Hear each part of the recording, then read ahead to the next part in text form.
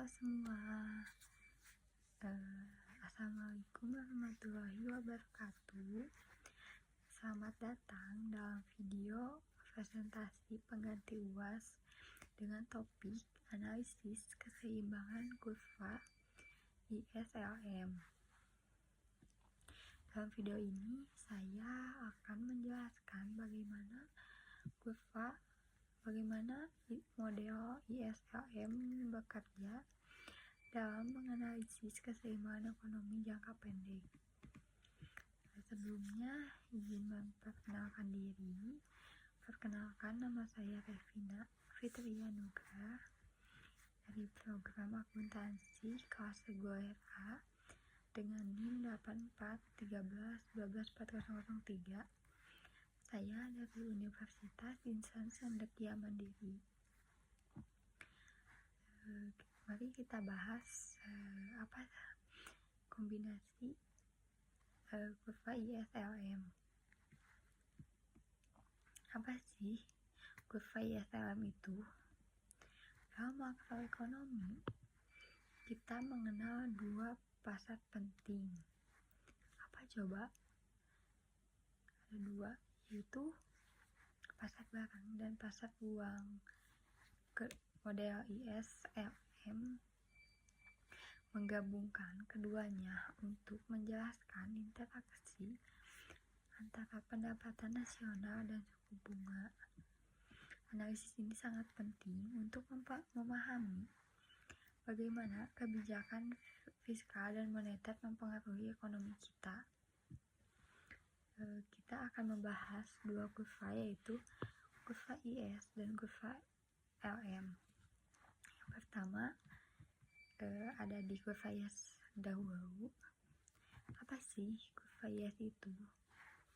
Kurva IS atau investment saving menunjukkan keseimbangan di pasar barang. Kurva ini terbentuk dari persamaan Y sama dengan C atau Y per T plus L atau R tambah G. Artinya, pendapatan nasional dipengaruhi oleh konsumsi, investasi yang bergantung pada suku bunga dan pengeluaran pemerintah. Kurva IS memiliki kemiringan negatif karena saat suku bunga turun, investasi naik dan output pun menurun. Kemudian yang kedua ada kurva LM. Kurva LM atau liquidity prevalence atau money supply menunjukkan keseimbangan di pasar uang. Persamaannya adalah M per P sama dengan L atau Y per R, yang berarti jumlah uang real yang beredar sama dengan permintaan uang.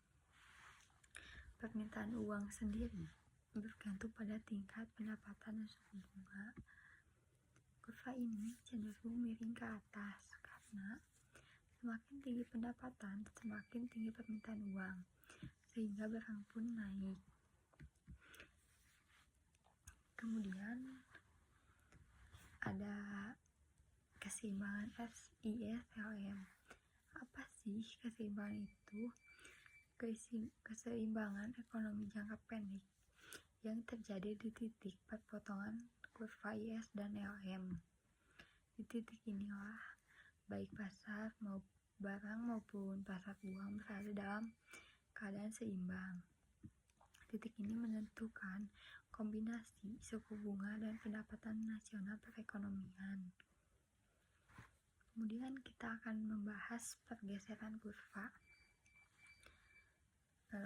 Untuk pergeseran kurva IS dapat bergeser karena perubahan pengeluaran pemerintah, pajak atau kepercayaan investor. Misalnya, jika pemerintahan meningkatkan belanja, maka kurva IS akan bergeser ke kanan.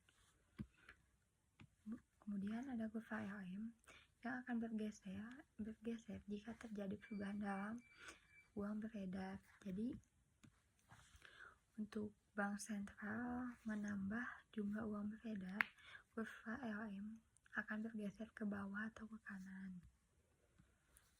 Kemudian ada kebijakan ekonomi, yaitu model ISLM sangat berguna untuk mengevaluasi kebijakan ekonomi, seperti contohnya ada kebijakan fiskal seperti menaikkan G atau menurunkan pajak yang akan mempengaruhi kurva IS.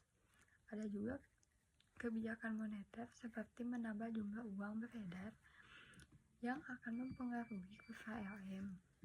Kombinasi keduanya bisa digunakan untuk menstabilkan ekonomi. Seperti contoh ada aplikasi dunia nyata. Contoh nyatanya adalah saat pandemi COVID-19 kita kemarin, di mana banyak negara menggabungkan kebijakan fiskal dan moneter. Seperti pemerintah meningkatkan belanja sosial dan bank sentral menurunkan suku bunga serta memperluas likuiditas. Ini akan mendorong pergeseran kurva IS dan LM sehingga membantu memulihkan perekonomian. Menurut saya, model kesimpulan dari presentasi ini, model SLM adalah alat penting dalam ekonomi makro dalam mempelajari interaksi pasar barang dan pasar uang. Kita bisa memahami bagaimana kebijakan mempengaruhi keseimbangan pendapatan dan suku bunga. Model ini sangat relevan dalam berbagai kondisi ekonomi. Mungkin sekian presentasi dari saya.